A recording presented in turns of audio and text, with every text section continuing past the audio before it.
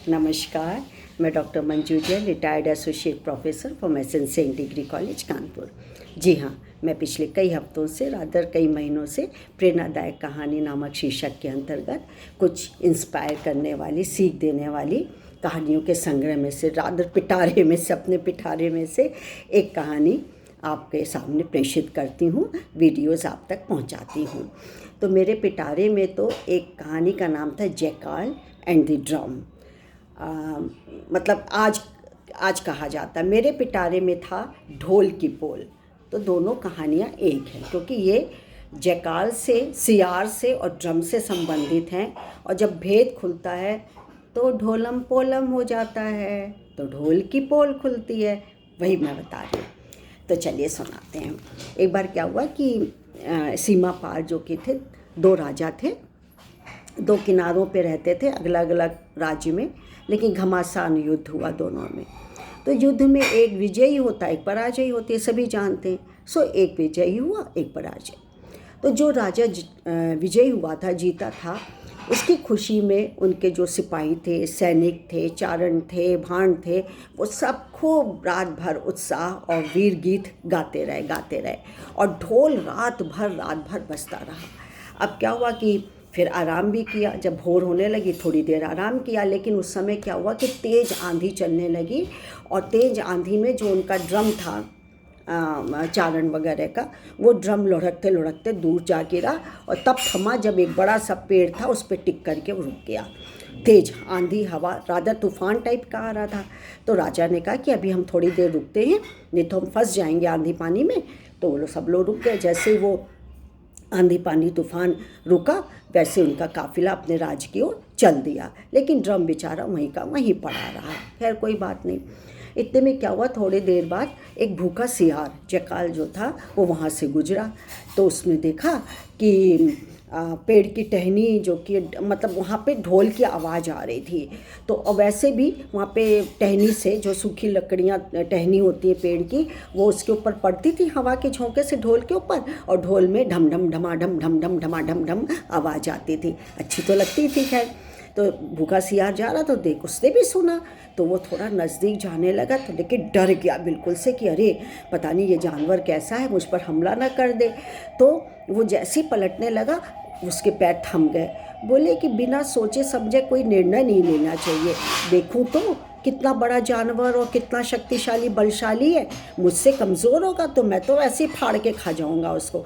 तो लेकिन धीरे धीरे कदमों से, ताकि अवसर आए तो भाग भी जाए, कदमों से पहुंचा, गया तो देखा कि टहनी जो लटक रही थी, वो टहनियाँ जो हैं वो उस पर टकराती थी ढोल के ऊपर, और ढम ढम ढम ढम ढम वो आवाज़ करती थी।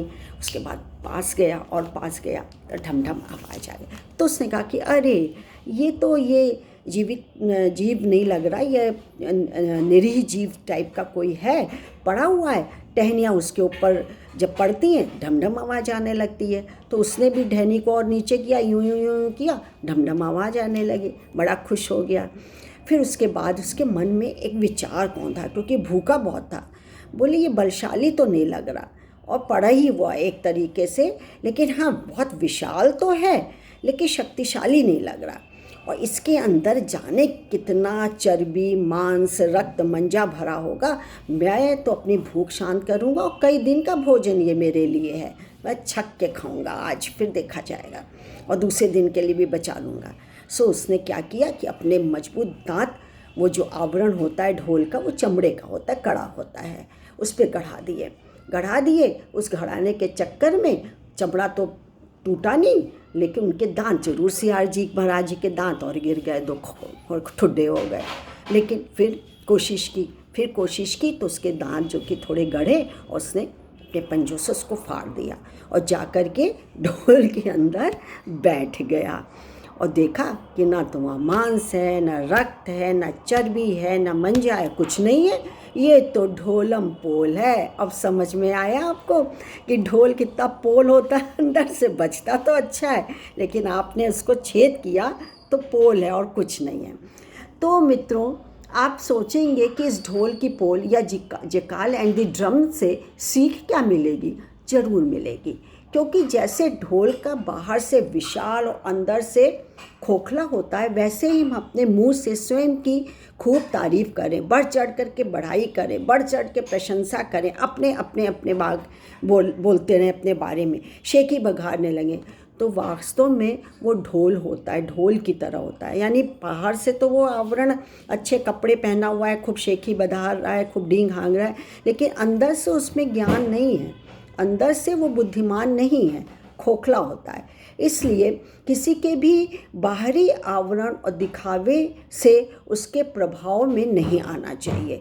वास्तविकता का ज्ञान किसी चीज़ को भली भांति जानने के बाद ही होता है। आप पूर्ण रूप से आप उसको जान लीजिए, समझ लीजिए, फिर आपको दोस्ती करनी हो या आगे कोई आपको वार्तालाप करनी हो तो आप उसके साथ संबंध बनाइए, वरना सिया राम, जय जय राम। तो आपको अच्छी लगी हो कहानी तो ज़रूर शेयर करिएगा, लाइक करिएगा। तब तक के लिए मुझे आज्ञा दीजिए। नमस्कार, थैंक यू।